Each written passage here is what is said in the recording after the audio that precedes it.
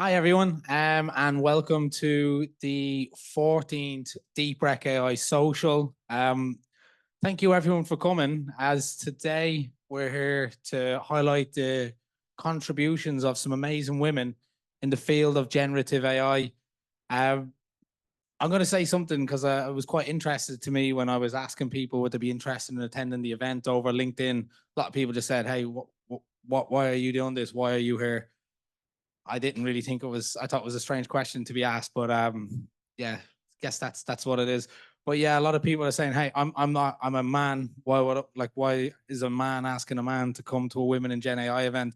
I never really thought of it like that. So for me, the reason I'm here is actually my co-founder of Deeprec.ai, Haley. She can't be with us today.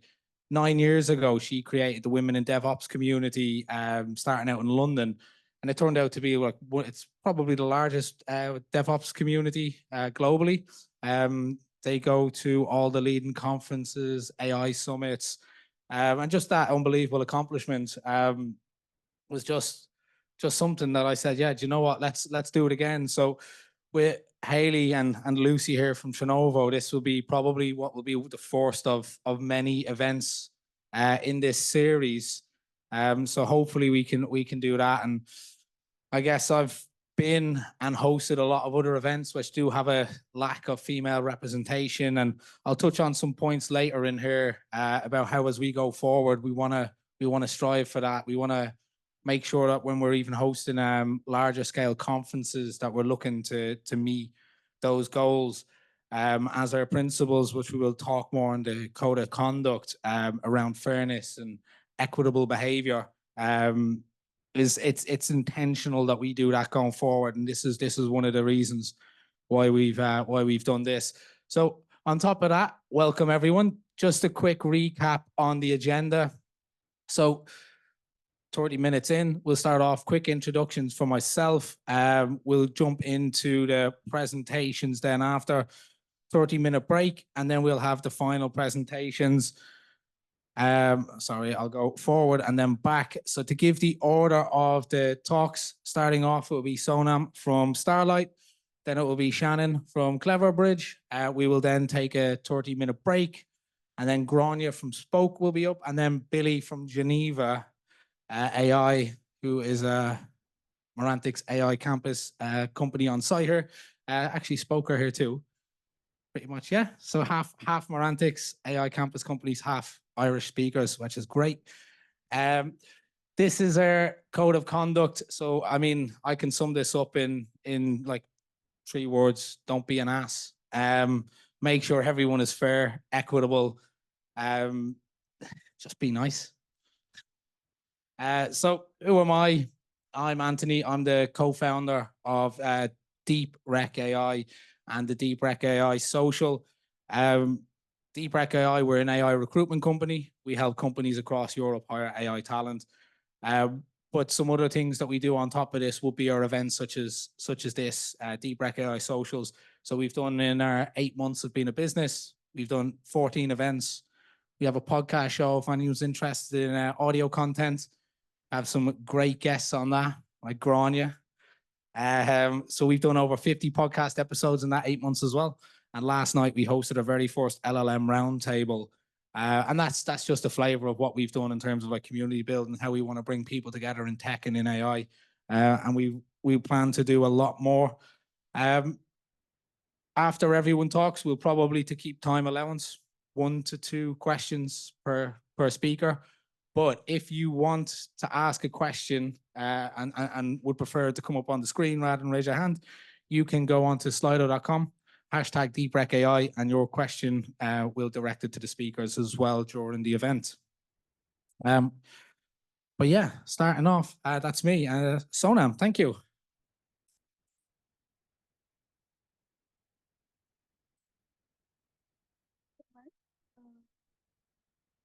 Hey, so I'm Sonam. I'm the co-creator of Starlight.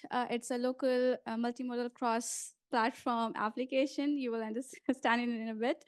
So before moving on, I'll just show you a demo, right? Before the introductions, I can click on the demo. It will work, right?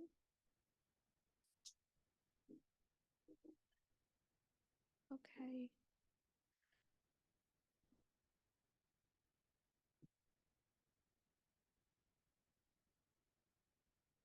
So we have created this library called embed anything. And with this, you can create embeddings, right? And you saw that embeddings took like 0.78 seconds, but that is with simple Python, okay? So we have to wait. Uh, Wait a little bit more, a bit more, and it will eventually happen. So if you are working with embeddings, you might have seen this, that Python takes a lot of time for creating embeddings, and especially if you're working with multimodal data. So yeah, finally we are here. So this is our library, and it's open sourced, and you can use it in your applications, right? How do I, okay. So that was the backend of Starlight. And I'm the chief maintainer of Embed Anything. I worked at Quadrant, Raza, and Sama before, and I published a paper, and I love hiking and chess.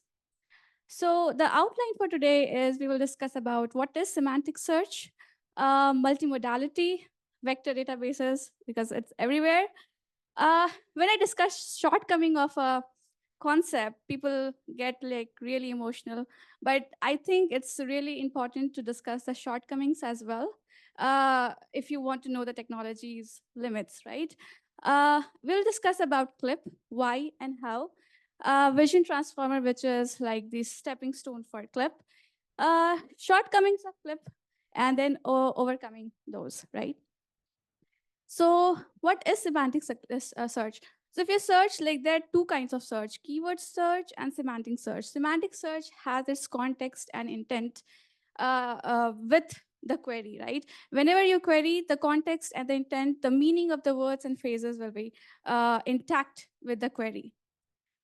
What is multimodality then? Multimodality is multiple modes. Like you can communicate, process different modalities like text, audio, images, etc., and understand and process the information in multiple modalities. So, okay, so what I said in the beginning, Starlight is a local cross-platform for multimodal semantic search. And we are using vector databases, of course. So vector databases, to understand vector databases, we have to first understand what are vectors. So vectors are nothing but numerical representation of any of those modalities that I talked about, text, image, images, audios. So vector database is the collection of these in numerical representation of these different modalities so that we can store, update, and retrieve. You might have heard about RAG, which uh, is made easy by this, and it's like unstructured collection of all these different type of data, right? Okay, so local vector database. Why we are making it local? Uh, so the primary use case of local vector database comes with privacy. So one of the selling point of vector databases was you are not storing text, right? You are storing embeddings. And if someone gets embeddings, what's the fault? Like they will never understand it. But research have shown that these embeddings can be reversed and can be converted into text again. So that's why for more privacy, we have gone for local vector databases that your data stays in your laptop. Okay, so before moving on to Clip, one of the best applications of generative AI is in text to image generation, right? So how this happens, how text to image is even possible. So this comes down to CLIP, which is contrastive language image pre-training, was introduced by OpenAI. And yeah, so we will see the training and the inference steps of this particular thing. So what happens is the text and image, after encoding, are the semantic similarity is obtained, and then the maximum similarity is maximized, and then is retrained, backpropagated to text encoder and image encoder. So if this particular statement, Pepper the Aussie pup, is having a maximum similarity with this particular image, that matrix will be maximized and other in its row and column will be minimized. So that is what is contrastive. This is the training process. Okay. Misconception is that clip is a model for connecting text to image, but clip is not a model. Clip is a training method from which we import text and images. Okay, this is by Tom Ye. So you don't have to, I won't make it very complicated. So to get to the shared embedding space, right, you have words in 3D embedding, but you have image in 4D embeddings. So what happens is through MLP, they share the embedding space, then cross entropy is done, and then that is back propagated, which then trains a text encoder and image encoder. But this is the most innovative part, according to me, because you see, text embedding is easy because it has a finite dictionary. Like every word you might have heard before. Every word is consists of the letters and it's finite. But if you see images, images are infinite, right? You can have an image of a plant, cat and plant, etc., etc. So what happens is the one way to overcome this was vision transformer. Okay. Okay. This is the inference step. Nothing happens here. It just connects the similarity, and then it gives you which of the image and which of the text is having the maximum similarity. So this is the inference step of the clip. Yes. So I was talking about an images were 16 cross 16 words. So this paper came and it introduced how we can embed images, not only text, right?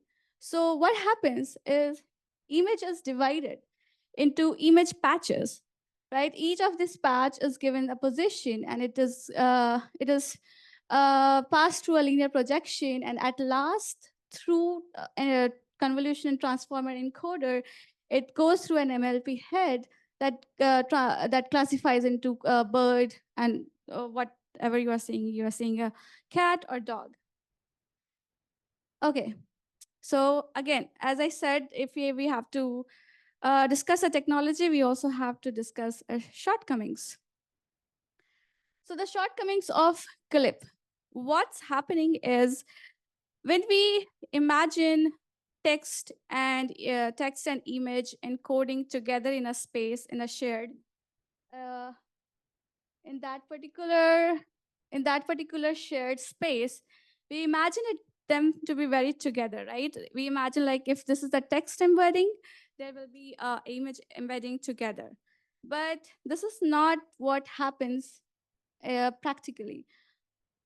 So practically, the text embedding and image embedding turns out to be very far, far away from each other. So this has been discussed in this paper called I White Shut, because what they do is they compare the clip embedding space to a Dino. So Dino is basically segmentation algorithm by Meta, and they give you two pairs, similar pairs, and they ask you questions, and then they come to the conclusion that clip is not able to tell what's happening inside the image, right? It's able to tell what is the objects, what are the things. It's not going to tell you what's happening inside it. So to overcome it came Blip, and it brought text encoder and image encoder together. Blip and Siglip is basically used right now. So yes, so that's all for today. And if you want to get in touch with me, I'm available in LinkedIn. And our GitHub is Starlight Search, embed anything. If you do not want to waste a lot of time creating those embeddings, you can just use in your pipeline. Thank you. Two questions? Yeah. Any questions? We'll take two.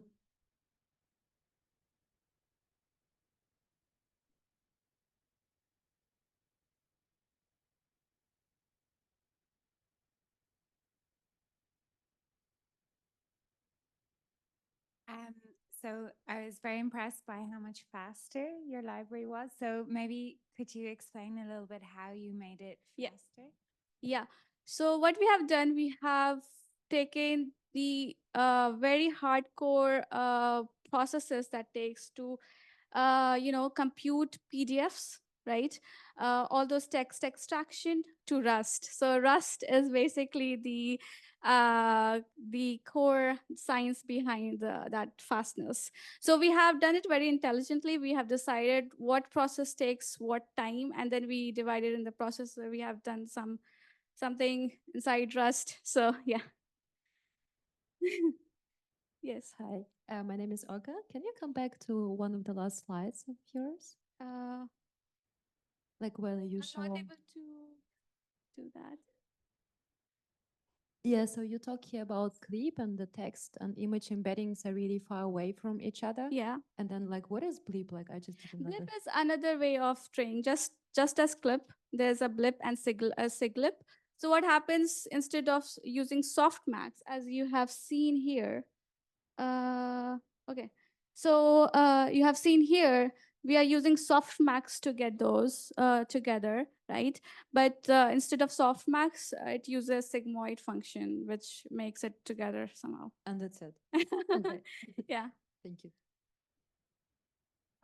Hi, thank you for a great presentation. My question is about the library that you created. First one is, what algorithm are you using behind? Like there's the attention based, so like word to rec. Yeah. And second is the model is trained for a specific domain? Yes. So that's the stuff about it, right? We have used OpenAI. You can use OpenAI directly, but you have to have OpenAI key in your environment. We also have openings for Clip. Clip can also be used. So we have defined those certain libraries, right, which can be imported in the stuff, and you can just put extra code that I want to use this model, particular model, and it can use it just directly. It's inside. You can go to the embed anything and you can check out how it's related. But you can just have to provide one extra word that I want to use this particular model. If you do not want to use OpenAI, yeah, sure. Perfect. you. Thank you, Sonam. Thank you.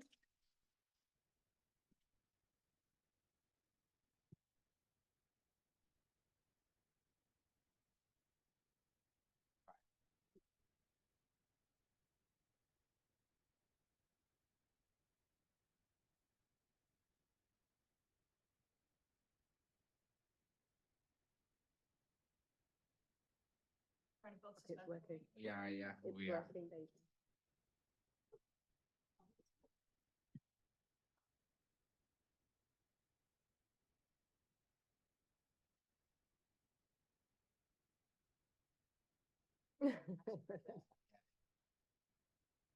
Yeah, so up next you have Shannon Kehoe.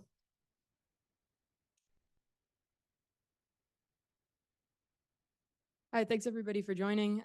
As Anthony said, my name's Shannon Kehoe. I'm usually based in Frankfurt am Main, but I got this fantastic invite through Gráinne McKnight, who you'll also hear from later this evening.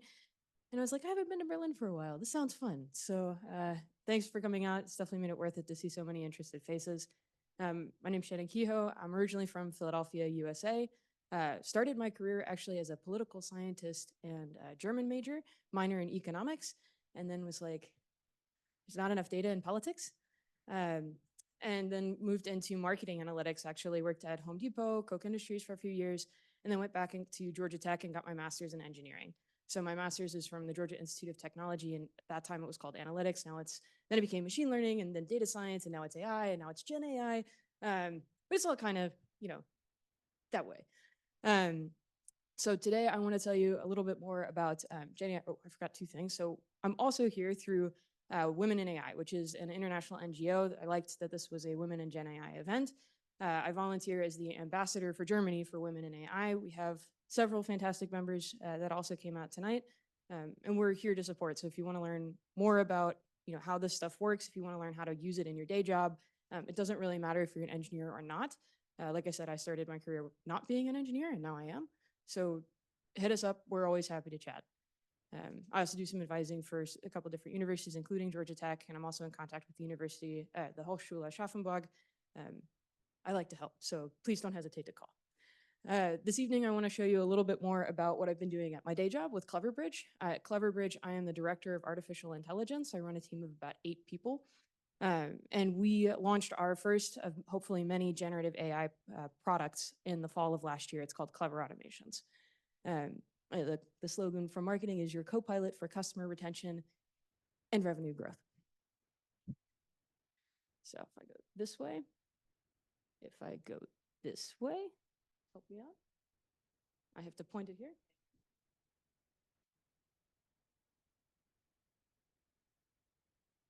There we go.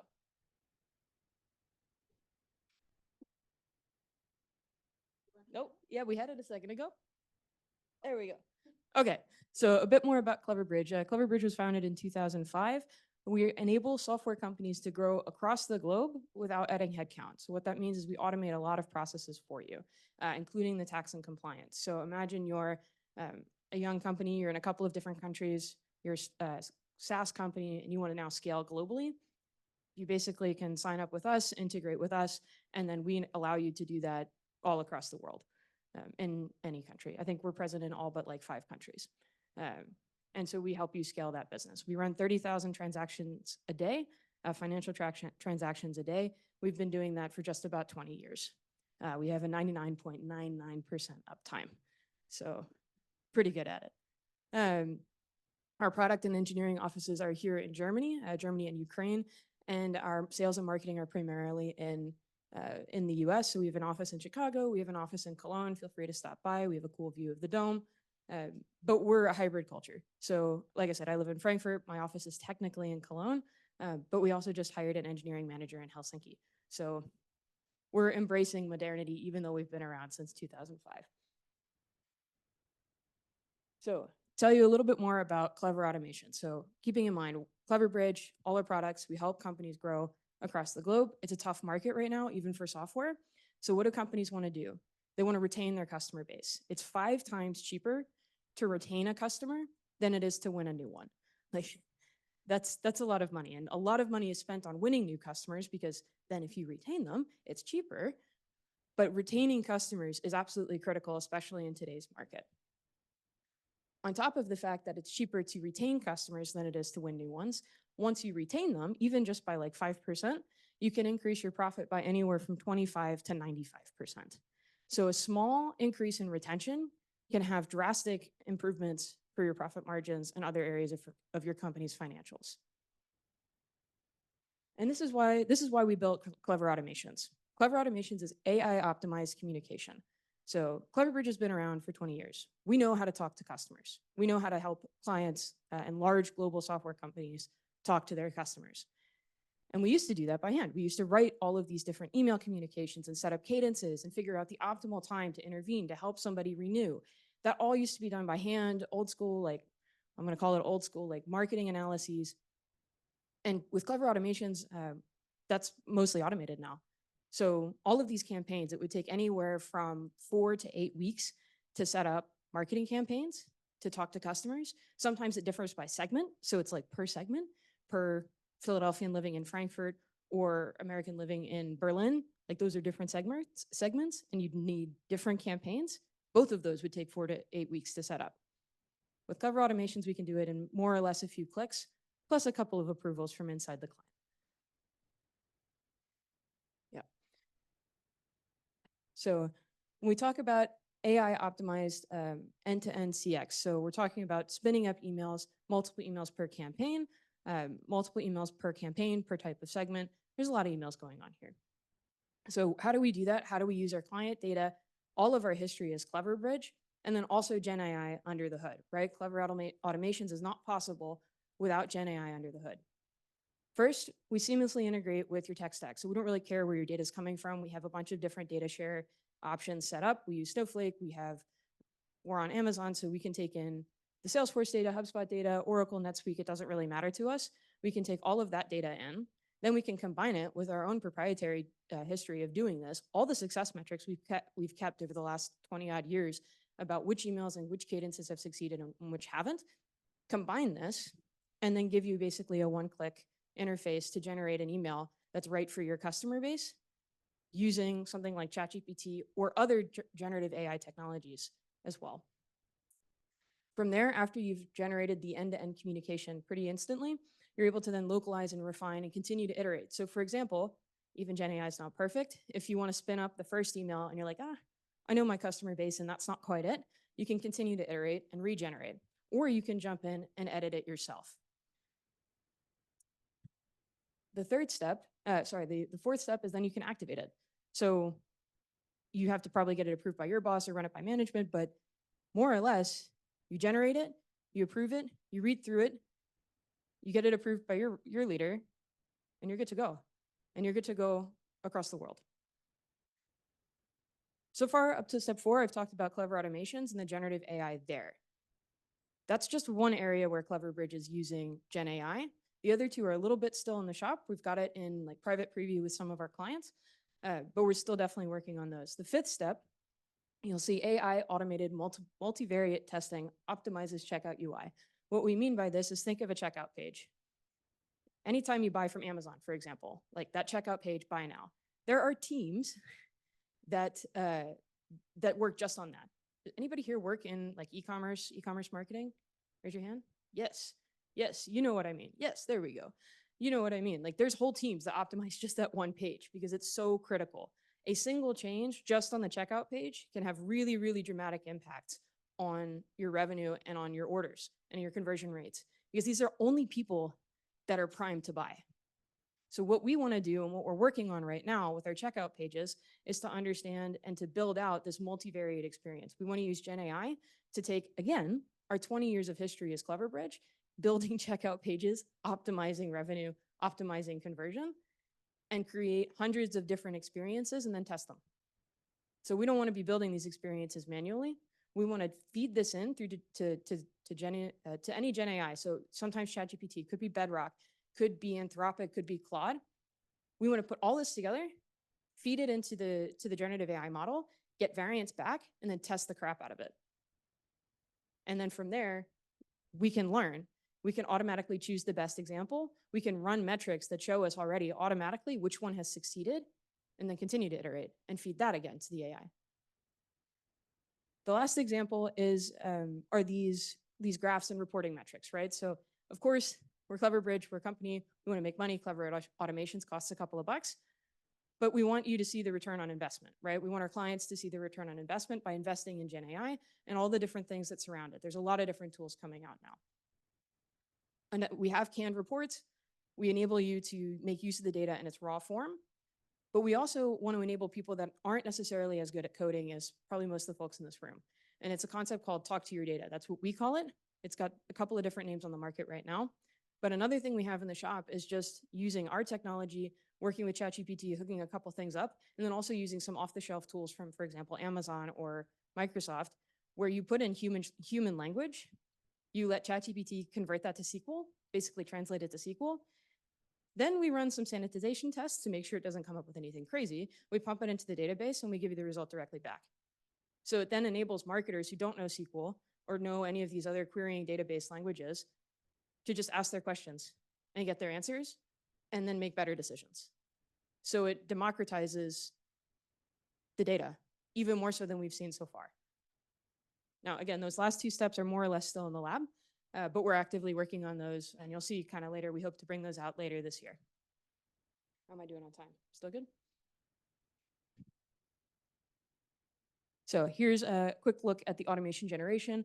This just says create an automation for 10,000 ARR, annual recurring revenue, to increase our renewal rate. That's one of the things that you may want to do when talking to your customers. All communication should be written informally in English, right? We're in Germany. If you say do or Z, depending on your generation, you get very different reactions. Under 30, you say Z, you get very strange looks back. Over 40, you say do, you get different, very strange looks back. So the tone matters, and the tone will change depending on the language, right? So this is this create button, this beautiful create button that spins it up. And then here you can also see, will you stay with us? Brackets with variables that show, you can switch in, switch out any of the customer's names. And then, of course, you can click in and edit it. And here you can't quite see it on this screen, but it also gives you some options to change. You can make a more playful tone. For example, a video game company, a different company that I used to work for, we were also building customer communication tools then, but the video game company, it was critical they have something playful. It could not be serious. If it was serious, their customers left. They didn't want to be serious when playing video games. So you can have those options there. And here you can see the localization generation. So here again, you see the multiple different points of interaction. We're talking not just about a single email, but about a full campaign, a full automation, where every step in talking to your customers or our clients' customers is automated. And we know which moments to intervene. If they open but don't click, if they click but not the right button, we know what to do after that. And you can see here, English, German, Spanish, French. Right now we support 19 languages, and we're proofing the other ones that we support on our old school tools. So currently we support 3 automations. We focus today primarily on the renewal rate. I'll walk you through this quickly, what this means. We support 2 others today, and there's 12, probably a couple of dozen others that we have in the shop that we're actively building and working to release. The first one is the renewal automation, which I think we've talked about. It's you have customers, they're primed to renew, they're loyal customers, you don't want them to churn. We know when to intervene, we can figure out how likely they are to churn or not, and then choose the right message based on that, spin it up with the GenAI. The second one is win back. So this is the renewal campaign didn't quite work. The customer has failed to renew, but they haven't quite left. It's still in a window, you make them a discount, you make them an offer, you entice them somehow to still make that renewal if a few days late. Again, because they've now missed this renewal window, the tone should change and the reactions change. It's a different kind of person. And it's a different kind of person depending on the segment that you're in. Again, the Philadelphian in Berlin versus in Frankfurt, or the Frankfurter in Philadelphia. And lastly, you have the recover payments case. So this is where someone has said, hey, I want to renew. They've sent their payment information to Cleverbridge, but for some reason the payment failed. The credit card was declined, maybe there were insufficient funds. What happens here? Of course, Cleverbridge has models that automate the retries here. So, something has failed, it didn't go through, maybe they didn't have enough funds in the bank. We have a machine learning algorithm that looks and says, okay, this was the end of the month, we tried this payment, we'll try after they get their next paycheck, which is probably the 3rd. And then they retry that payment. So we have these tactics already in place, and if that doesn't work, we try these recover payments methods, which do. And we have this also automated, also built into 20 years of history. And my last job was actually at the Friendly Debt Collector. So we really know what we're doing here. So, and then for anything we haven't yet brought out of the shop, but that you think is critical for your business, we of course have the custom workflow automations. And we'd of course work with you to make sure that it uses the same insights that we've gathered the last while. You can nudge customers, you can remind customers, there's different upsell and downsell techniques. If you want to target customers who are primed and they've been here 10 years, you have a slightly more expensive subscription, we can figure out which ones to target and try and sell that too. Similarly, with a downsell opportunity, the customer doesn't want to pay for the high tier, but you can still keep them by simply saying, hey, you don't have to pay for 100 hours, you could pay for 70. That's also an option. And we know how to target these customers and talk to them too.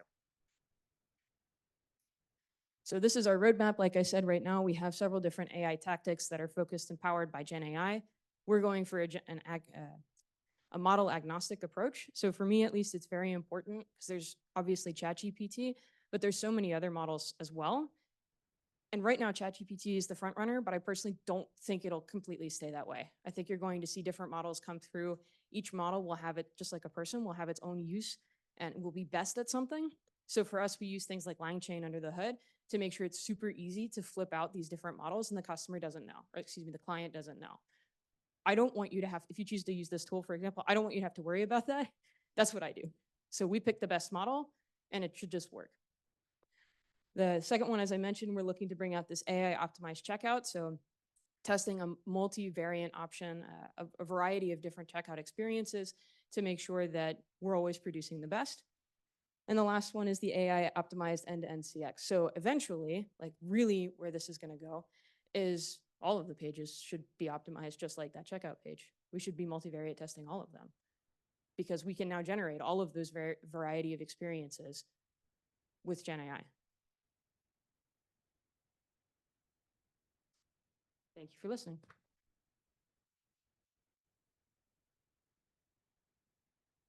Yeah, I mean, look, before we take a break, we'll have time for 2 questions.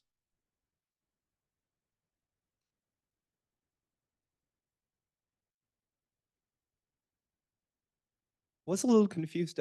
Is it only text copy generation or actual visual layout?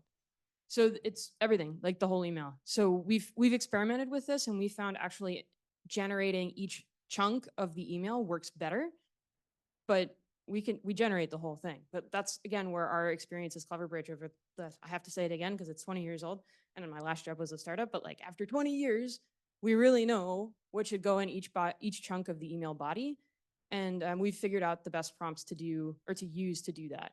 So the whole email is there, but it's generated in parts. Thank you for that. Perfect. One more? No? No. Cool. Thank you, Shannon.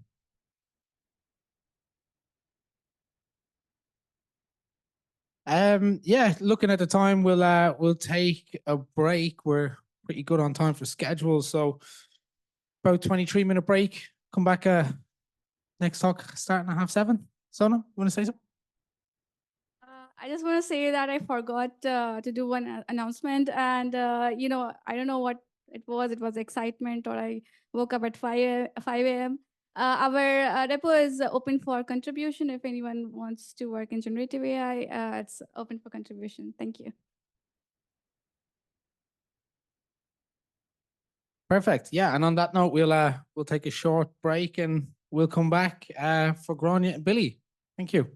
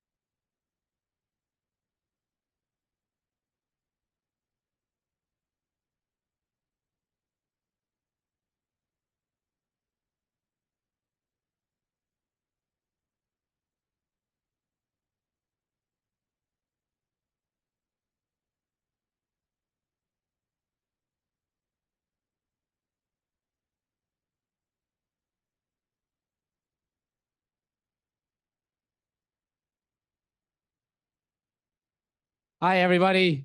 I'm sorry to interrupt, but if we could just start to take our seats for the second half of the evening.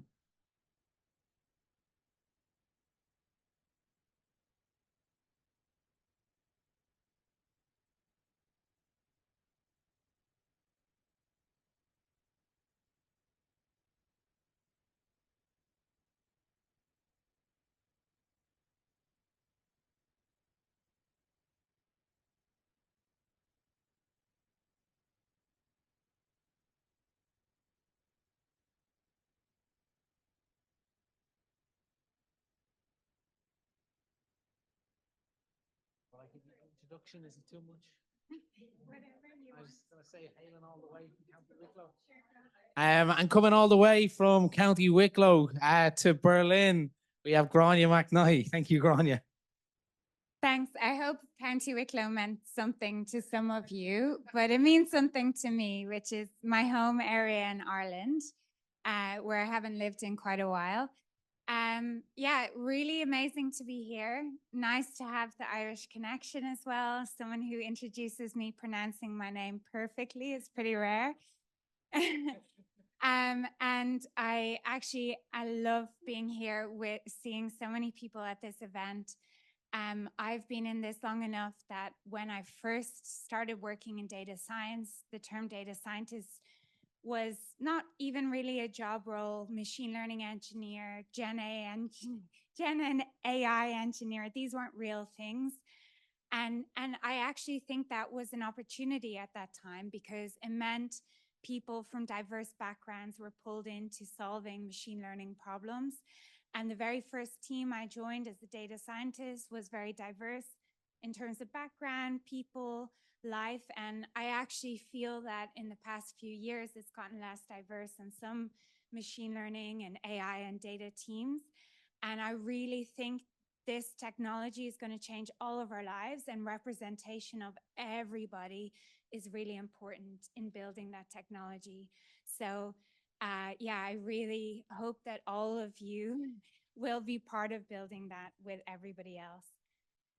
So what I wanted to talk about today is quote unquote RAG in real life. So if you've been involved in the AI community, you'll have seen so many events on the topic of RAG. RAG is the buzzword du jour in the GenAI community. And I kind of wanted to ground it in a real life experience of, okay, why would I use RAG and how would I use it in my product or in my startup? So first, yes, this is me, Gráinne G. I studied and grew up in Dublin, mathematics and statistics. I've worked across a few different teams in different places, N26 here in Berlin, Agian in Amsterdam, and most recently, over the past 2.5 years, I'm founding Data Science Lead at Spoke.ai. And we're using a bunch of different products to help people deal with their notifications in the workplace. And to do that, we leverage generative AI, and we also use RAG. So first, what is RAG? So RAG is retrieval augmented generation. It's a way of basically augmenting search results with a large language model at the end. And you'll have seen this in a couple of places potentially already. If you've used Perplexity.ai, they're sort of serving a search experience that is RAG. Gráinne is another company that serves B2B software that deals with this issue. And if you've used Notion, Notion AI has now rolled out, and you can kind of chat and ask questions in Notion AI to kind of answer questions from your own company's documentation. So these are all examples of RAG.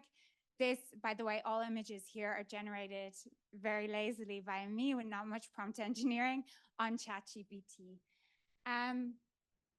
So to use the old school, you want to know the answer to some question. You're working and you want to know, how do I look for logs from my service, for example? A way you might do that is you might search. If you use Notion for your documentation, you'll open the search bar, you'll type in, where can I find logs of our EB instances? Because you've sort of been implicitly trained to use keyword search, you might just say logs EB instances. And then what you'll get back is a list of pages which matches via keyword search your phrase that you typed into your search engine. And then in order to actually answer this question, like where do I find the logs, you'll have to personally, as a human, go into each link, check out what's written in the documentation, and maybe you find your answer there. So you as the human have to synthesize the results of that search yourself.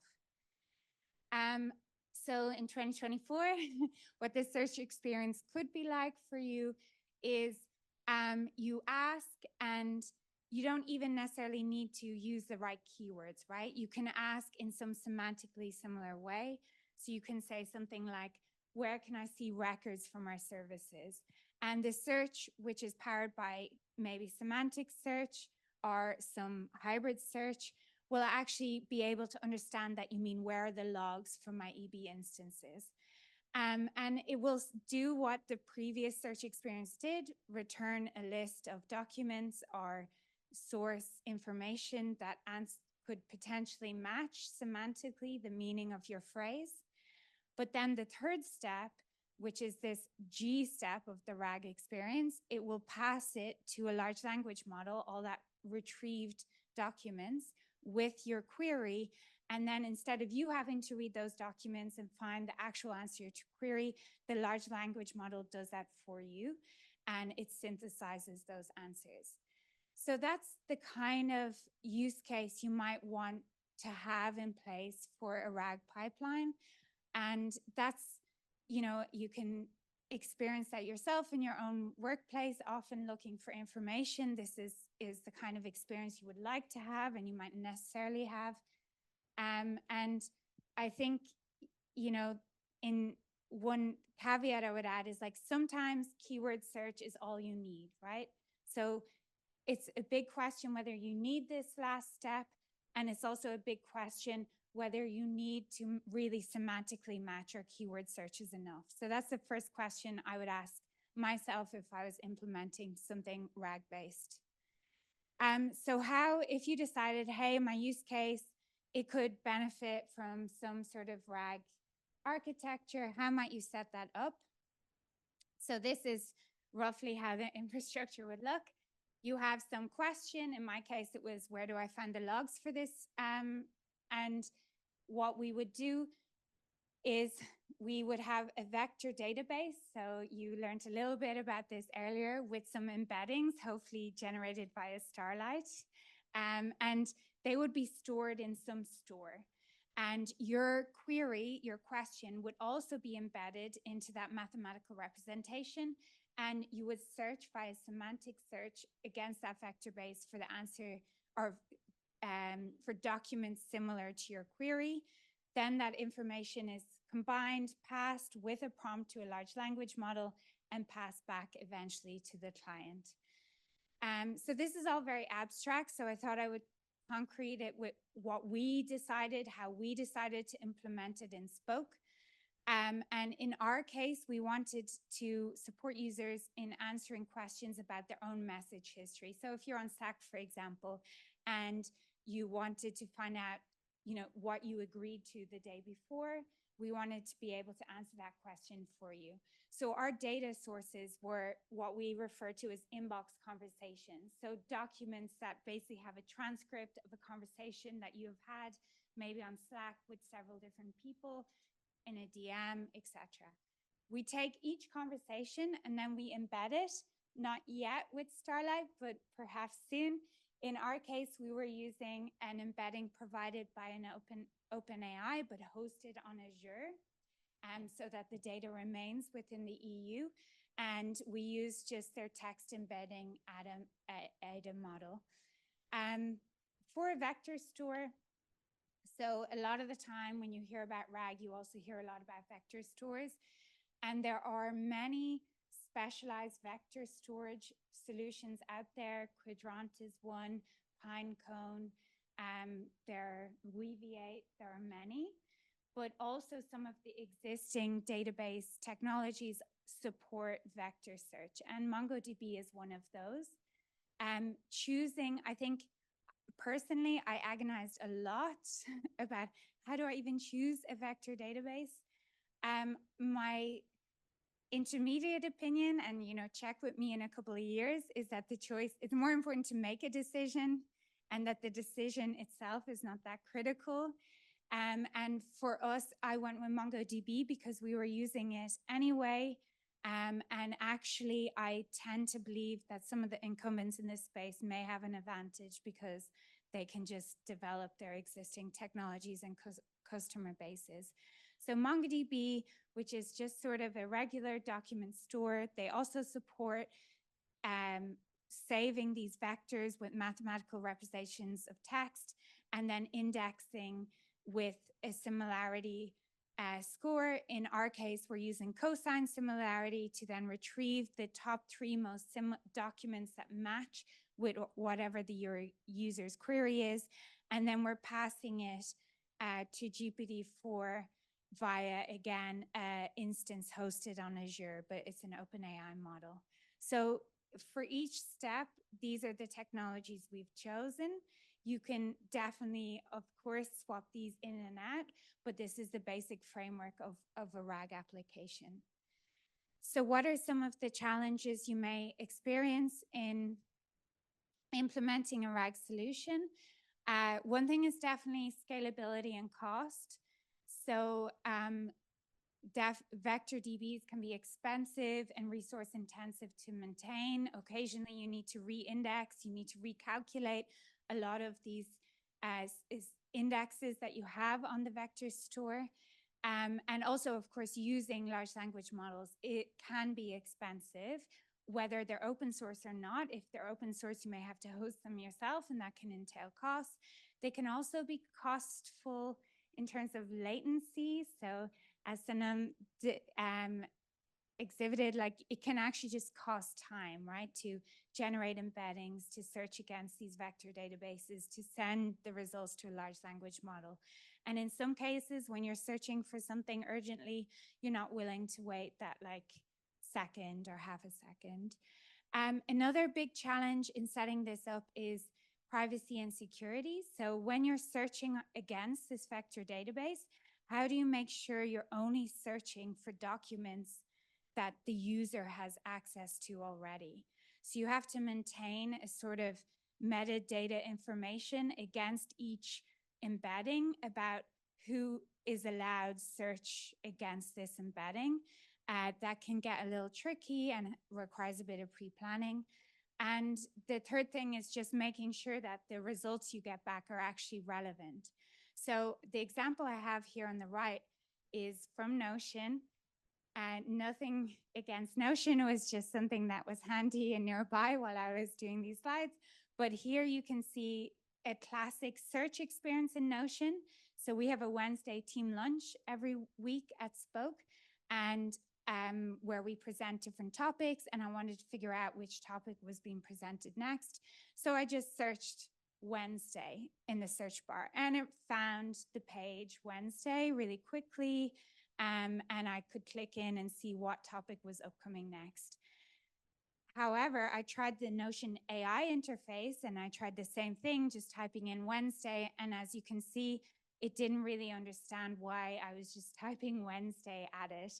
And a little bit is because I've been trained to interface with this search experience in a keyword-based way. Like, I typed in Wednesday. Obviously, if I just said Wednesday to someone in my office, they would also react a bit like this, like, what are you talking about? But sometimes keyword search is all you need. So sometimes RAG is not required. But what you can do to improve the whole experience is you can combine semantic search with keyword search. So you can have both of these together, both in a product solution, but also technically under the hood.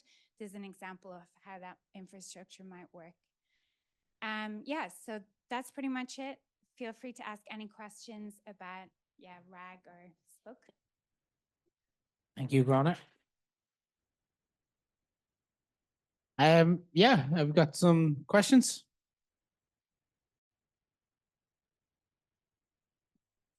Hey G, thank you so much for giving shout out to Starlight. I have one question. A lot of people get stuck while they evaluate how RSG is performing. So, like, is it like that intensive all the time to have numbers with you, like how RSG is performing? Yeah, I mean, really good question. So I guess the basic way to think of like the retrieval aspect of it would be like a precision recall, right? Like, so how precise are your results, and then how often are they retrieving what's relevant to you? And you can, of course, test this on test sets, etc. And then the second part, the generation part, so once it retrieves the results, is it synthesizing them in a way that makes sense? I think the best you can do there is some sort of user feedback mechanism, like thumbs up, thumbs down, like this answer was helpful, this answer is not. I think overall for, if you were to build this into your product, I think you have to even take a step back and say, okay, what are we hoping to do for users?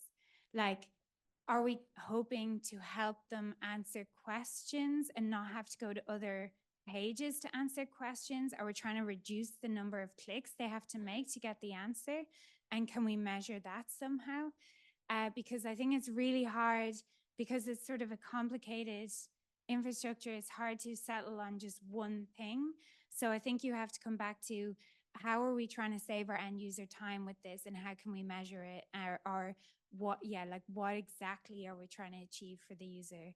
Maybe it's, for example, if they copy and paste the answer you gave them, that's a pretty good sign that they're using it for something. For example, like, oh yeah, hopefully nothing nefarious like copying and pasting for like exams or something. But yeah, like I think just thinking about what people do with what you serve them, I think, is the way to evaluate. Yeah.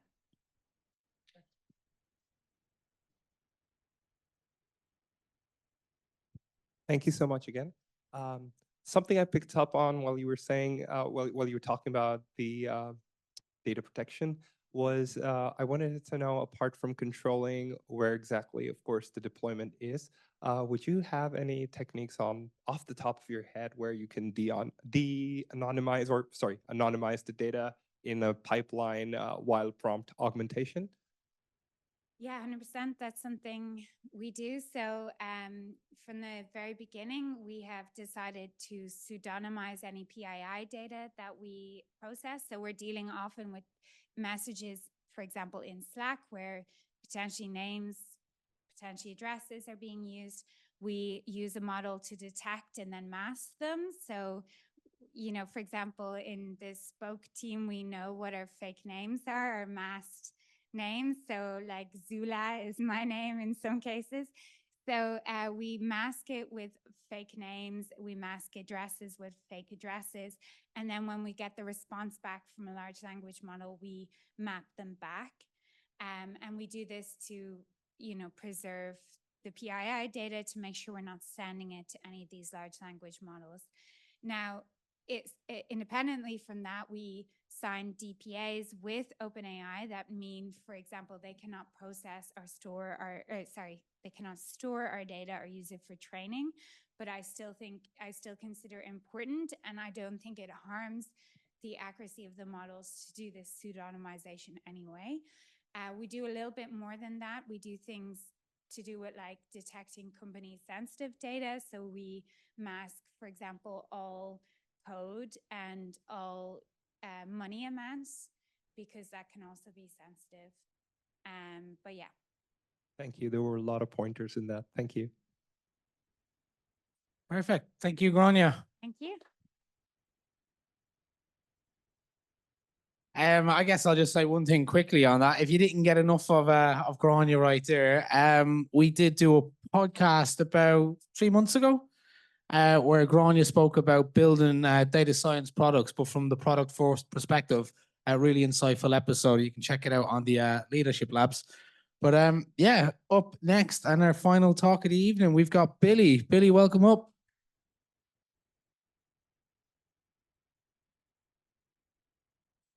you.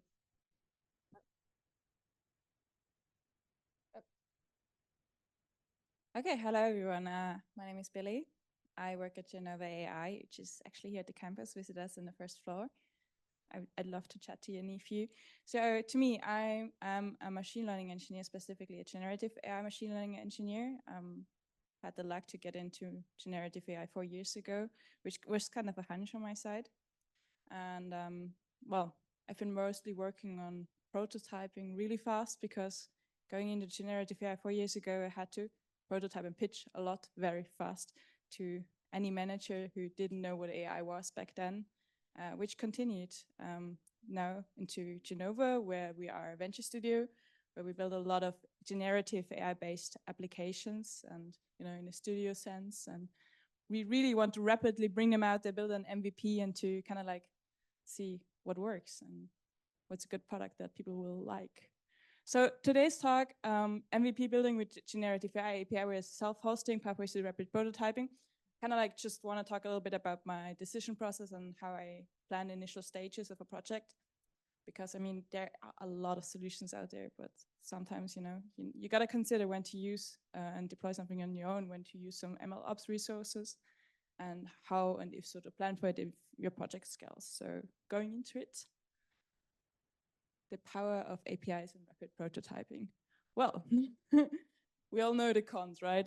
I mean, you are dependent on a provider, and sometimes there can be downtimes, sometimes there can also be privacy concerns, sometimes there are sub-processors, which in European companies, sometimes your customers won't like, especially if you're dealing with banks and such like that, which also is the data privacy and the limited customization. Well, sometimes you want to fine-tune your model, and API providers sometimes don't offer that. Other customization, which specific prompting techniques. But yeah, the prompt is very easy to get started. You want to build an MVP and you want to ship it ideally in 1 month, and the engineers are sweating it out, and you just want to have the AI out of the box, which is nice and cost effective. And APIs, they can scale. If it scales so much, it might be very expensive, but I mean, that's an ideal problem to have, right? So it's really nice to use APIs, and I would always go for it. But sometimes there might be some cases where you, well, maybe have to use some ML ops. And, if some of you are machine learning engineers like me, and you're not working in R&D, it's kind of like your job diverged from being training models to being an API prompt wizard versus ML ops person, which, yeah. It's damn expensive. You have to use GPUs, and you have to maintain them, and you have to scale them, and then you have to deal with all the different containerization and quantization techniques, and you have to really find good people to do it as well, right? And those people are also expensive to find. Their expertise, right? And I mean, hardware limitation and scalability, there's so many edge cases to consider. It's a damn problem to have. But, well, you have control. You can have customers like banks, you can have customers like hospitals. You have privatization concerns, such as you don't have to have pesky agreements with OpenAI, which 1 year ago took months for lawyers to get an agreement. Now it's faster. And well, obviously you can still train models, which I sometimes still get to do. And yeah, pretty neat. I always love deploying models, like doing what I do. So I kind of like made this little graph which summarizes a decision-making process when you want to build an MVP. Obviously, you have to see, do you have technical expertise? Do you have machine learning people who are also trained in ML ops? Well, if you don't, easy. But if you do, then there are some decision factors. The most important one, of course, privacy and security concerns. Do you have sub-processor agreements? Yada, yada, everything, privatization and data masking. Is this very important for you? If yes, well, you still can consider, this is in here because you still should consider using an API if you're building an MVP, because it's cheap. Is customizability important and relevant? Are there any APIs out there where you can fine-tune your models, and is fine-tuning important? Or are specific prompting techniques such as RAG very relevant, where you might for the RAG have to host some models in-house that you then can use to augment your prompting, where you then call LLMs like OpenAI? Do you have that? How relevant is that? Or do you have more like an out-of-the-box solution where, you know, what you do can solve everyone's problem? Latency. APIs are fast, but are they fast enough for real time? A good example for that is text-to-speech or speech-to-speech or translation. Sometimes when you have like streaming application and 2000 milliseconds is just not fast enough and you have to go for the really, really, really expensive GPUs. And then the ideal problem to have, might we scale quickly? Which, you know, everyone's gonna say yes to this because that's a good problem to have. But if you're really positive, you should always have a strategy on how to scale, or if you do not have a strategy in-house and you don't have the people, well, get a good agreement with the API providers, because otherwise the difference can be millions, which I have worked for a company where it might have looked like that. Yeah, well, the green paths are yes, and that is a no. So still evaluate if the solutions, really do your research, because this can cost a lot of money. People are expensive, API can be expensive, but yeah, do it yourself if you really can't avoid it. So I've prepared some examples where you cannot avoid it. Picture Me, which is one of Genova's projects. Actually, they did that 2 years ago when Stable Diffusion was brand new, and it was like, oh, this is so cool. You could have this on your phone and generate profile pictures, and there's like so many competitors out there right now. And back then, obviously, you didn't have an API to fine-tune your Stable Diffusion model on profile pictures. I still don't think there's many out there right now that do that really well, especially with all the models out there. So the challenge is high customization for AI-generated profile pictures. So you need to not only host yourself, but also train the model on demand and have the infrastructure for that. Obviously, that's hard to use an API for. And then also the privacy, I mean, you're gonna have profile pictures of people. And, you know, if it's a small API provider, they might not be that thorough with data protection policies. So we did self-host and fine-tune. And yeah, worked out pretty well. We were able to build a nice product which makes profile pictures that you can use on LinkedIn. Yeah, I've also talked about like text-to-speech, latency, cost and efficiency.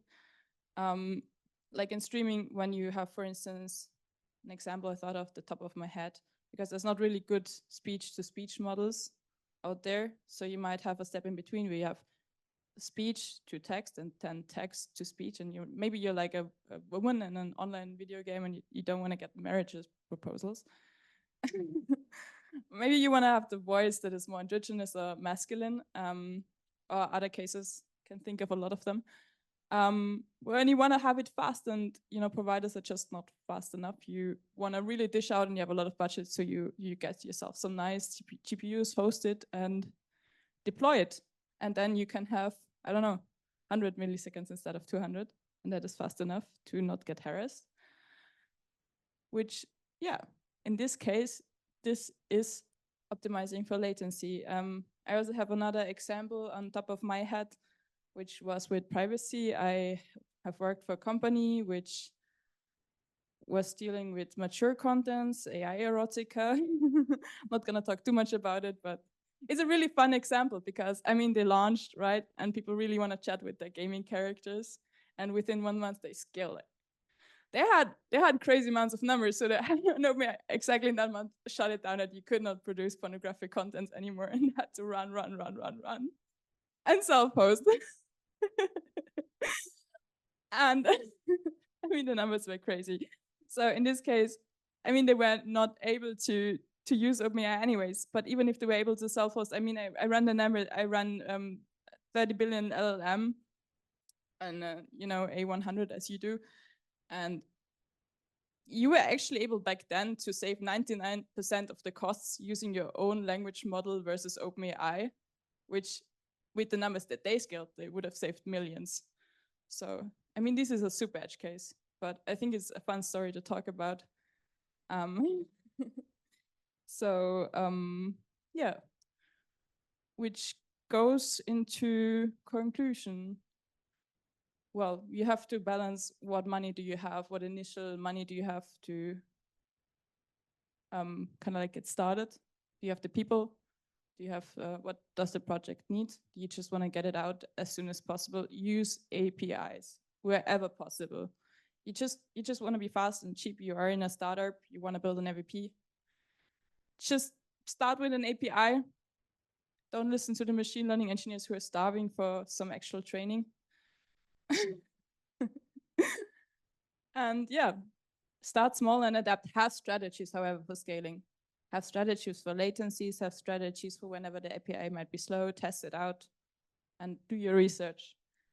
And yeah, it's good to know what you're doing. Always get expertise. Always ask a lot of people. We are here at the AI Campus. Whenever, if you want to start a startup, you come here. There's a lot of people to talk to. Me, for instance. So I'm happy to have y'all. And yeah, that's it. Perfect. Thank you, Billy. Any questions? Any Slido questions?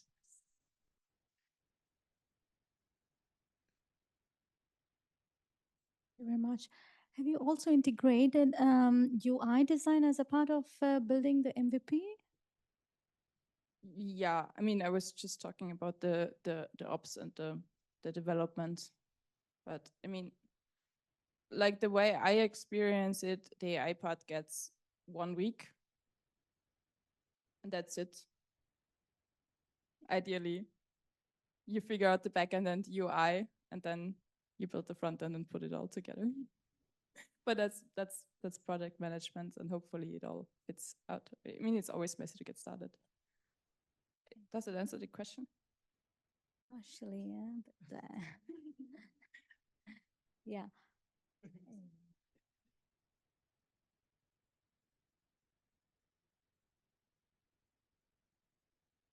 Hello, thank you again.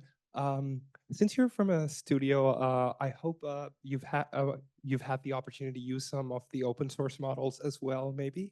Oh, super.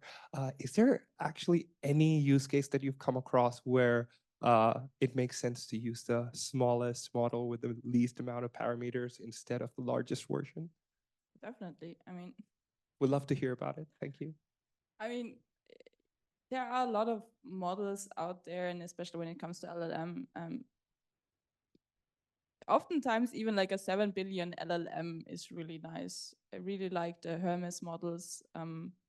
If that answers it, I mean, with parameter size, I think the really small LLMs are really top notch, and especially if you can find one that is fine-tuned to your specific needs, performs really well. I've extensively tested them out, as well as in projects back then, when it especially also came to, you know, story creation and role-playing contents. As also like the ones with 7 billion were just as good as one with the 15. At 30 billion, it then made like an increase. Yeah.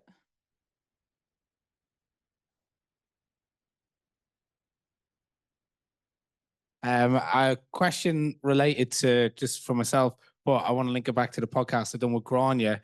Because you actually basically go from ideation to MVP in like 2 weeks, what is then the time that you are looking to consider to take the client's feedback into account to then use that information back into the model?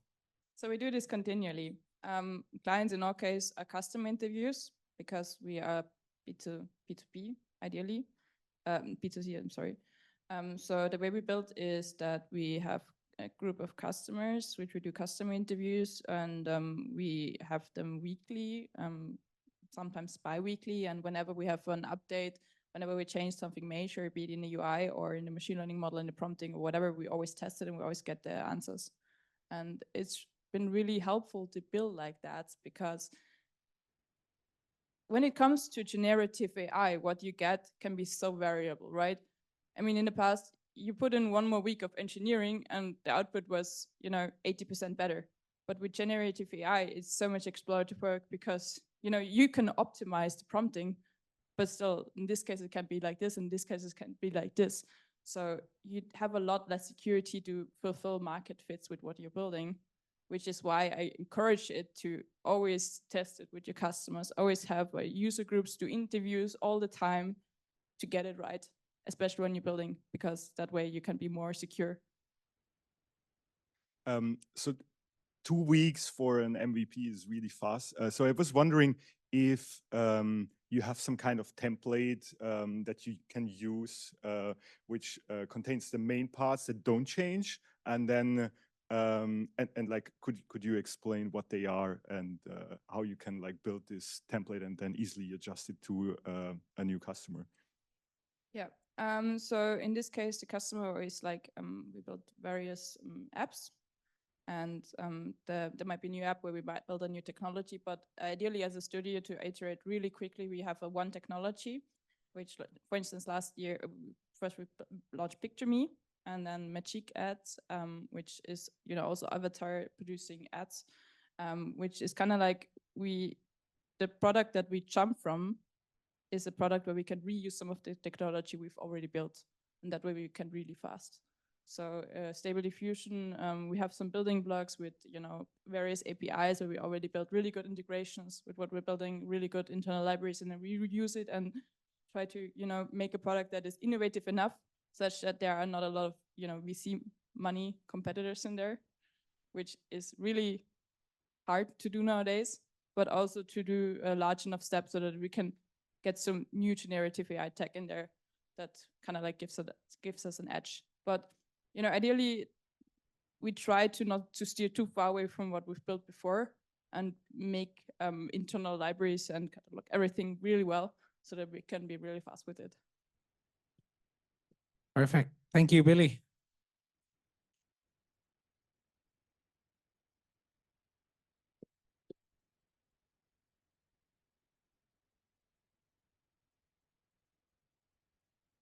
Perfect. Thank you, everyone. Thank you, everyone, for attending. I'll just finish off with some closing notes. Before I do just want to say thank you to everyone at the AI Campus for helping us put this together. Thank you for all of our speakers and Lucy from the Deeprec team for helping me organize this. We will be looking at doing a generative AI conference in London this year in September. So if anyone's interested, you can sort of register your early interest. Honestly, very selfishly, we're looking for people's feedback through a type form to make sure that we can actually hit all interest and notes on that for everyone who will be attending. Along with that, we also really appreciate everyone's feedback who's attended the event. Another QR code for that, probably not the last one. We'll see. Yeah, and that concludes us. Me, as I said, we will be looking to host these events, I'd say every 6 to 8 weeks. If anyone's interested in speaking, taking part, message myself, Lucy, Haley, or Sam standing down the back. We'll be your point of contacts for this. But yeah, stick around, have another drink. Really great to have you all here, and I look forward to doing it again. Thank you.